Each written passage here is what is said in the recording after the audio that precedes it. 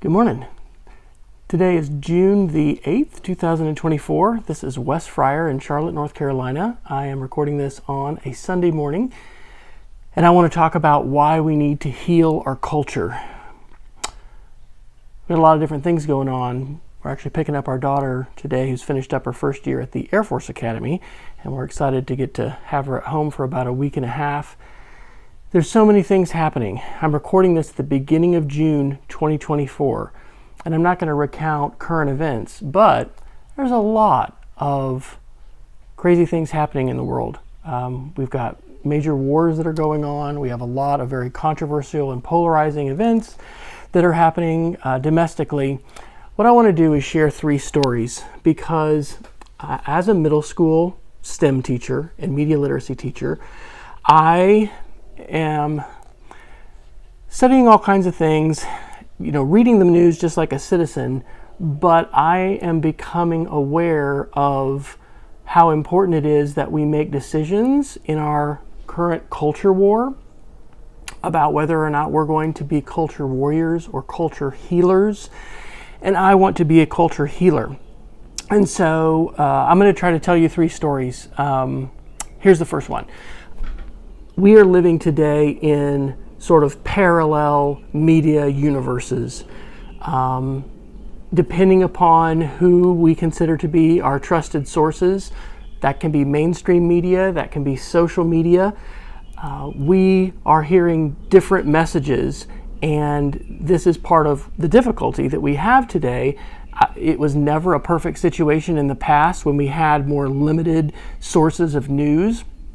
But we live in a really polluted and fractured landscape when it comes to media and information. And one of the challenges that poses is we literally get inundated with very different views and opinions of the world and what's going on. One of the things that I had to do a few years ago was I had to create a completely new YouTube channel. I am into a lot of different things, and one of the things I'm into is emergency preparedness. I'm not a tinfoil, doomsday zombie apocalypse prepper, but I want to be prepared for natural disasters and emergencies. We moved from Oklahoma 2 years. We had ice storms in Oklahoma. We had tornadoes. Now we live in North Carolina. We don't live on the coast, but there's hurricanes. There's all kinds of things that we need to be prepared for. And so, as a result of watching some different videos that had to do about emergency preparedness and different topics around that, my channel or my recommended feed just got completely taken over. And I was seeing nothing but, prepper stuff. And I like watching that kind of stuff. But what I had to do was I had to basically delete all of my history of videos that I had saved, and then I went ahead and created this separate channel that I used for that. Now, periodically, I'll go and check out that channel because I want to basically tune into content from some of these YouTube influencers, and it is just incredible sometimes. And I don't know if you've had this experience. Sometimes you get it when you go over to somebody's house and they're showing maybe a different news station and channel than you're used to watching. Sometimes for me, it's even advertising. My dad watches a lot of TV and there's a lot of ads. I'm like, whoa, I'm not used to watching that. Well, I am now aware because of algorithmic feeds, YouTube, and these different channels. We've got folks in our country who have, I believe, completely lost all faith in our institutions. And I'm not going to be editing this video, making it fancy with like pictures inside and stuff like that. But there have been research reports throughout the year showing a decline in the faith and the trust that people have in institutions. The military, incidentally, has been kind of the highest institution that's maintained trust. But we talk about the church, we talk about media, we talk about government, politicians. All of these different groups, categories of individuals, institutions have lost faith. So one of the reasons why we need to heal our culture is because in some ways we are a broken culture. There are a multitude of different ways in which we need to heal. We need to build bridges. We need to repair the connections that have been severed and broken, in some cases, between individuals. We are in a hyperpolarized climate. And so we need to heal our culture for that reason. And there's a variety of different ways that we need to do this. And the project that I've decided to start, that I'm making this video to help explain, is going to address healing culture in a variety of contexts. Second story, and I don't have the bulletin, I left it inside the house. We had a wonderful service yesterday at our church for a friend that we've recently come into contact with and acquainted with, named Carlos, who is from Nicaragua. And Carlos has a very traumatic and very difficult story of his life and his journey that eventually brought him here to Charlotte. His mother passed away. He doesn't speak English. And so it was actually the first opportunity that I've had in our Charlotte church to not only participate in the service, helping lead, prayer and worship, from the pulpit, but also to do that in Spanish, because I lived in Mexico City for a year after college and studied some Spanish and still can speak some Spanish. My point is that service to me was a reminder of so many things that are so important. Family is so important. Carlos has found a family here through our church family that is so vital. And when I think about my own life growing up in Manhattan, Kansas, this is a longer story, but there was a college student, his name is Danielle, who ended up basically meeting my dad accidentally outside the front of our house one Sunday before church, looking for the Presbyterian church. And we happened to live on the same street as the church. We were just on the other side of City Park. And my dad's like, well, that's where we're going. You want to come? And our family adopted him. Not only for his 4 years of undergraduate school at Kansas State, but he ended up going to veterinary school. And so he was there for 4 more years. And we still have this close and tight bond.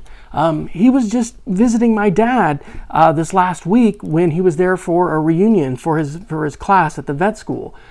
And so yesterday, as we had the service for Carlos, I couldn't help but thinking about Danielle and how powerful that experience was and has been for me throughout my life, showing the power of family and the importance of family, which transcends blood, which transcends nationality, which transcends language, so many different things. I was adopted by the family of one of my classmates at the Air Force Academy when I lived in Mexico for a year, and we're still friends with them, and they live in Virginia, and we love to visit them, and this connection to family. There are so many things that join us, can bond us, can bring us together as people. One of the most wise things that I think our a Presbyterian pastor in Oklahoma City said to me at one time was that we spend too much time today focused on big sort of national, international issues that probably none of us are going to be able to do something to really change right now. But instead of thinking about sort of common things that join us together, community issues, breaking bread together, our neighbors, our neighborhood, what is our local city government doing, our roads, our schools.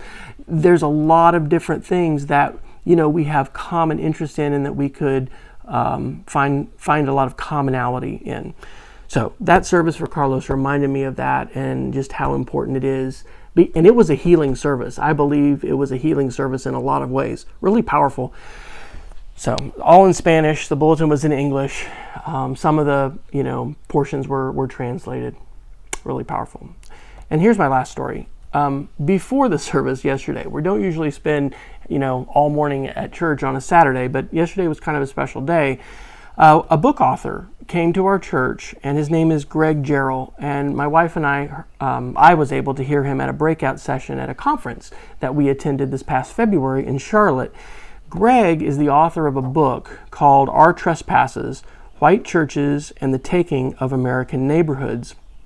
And it's the story of the ways in which the government in here, Charlotte, North Carolina, as well as church leaders, specifically the First Baptist Church, which is still downtown in what we call Uptown Charlotte, conspired and worked together to use the power of government and eminent domain and take over and raise the historic black neighborhoods in Uptown, one of which was called Brooklyn, to build Panther Stadium and to build a lot of skyscrapers and new construction.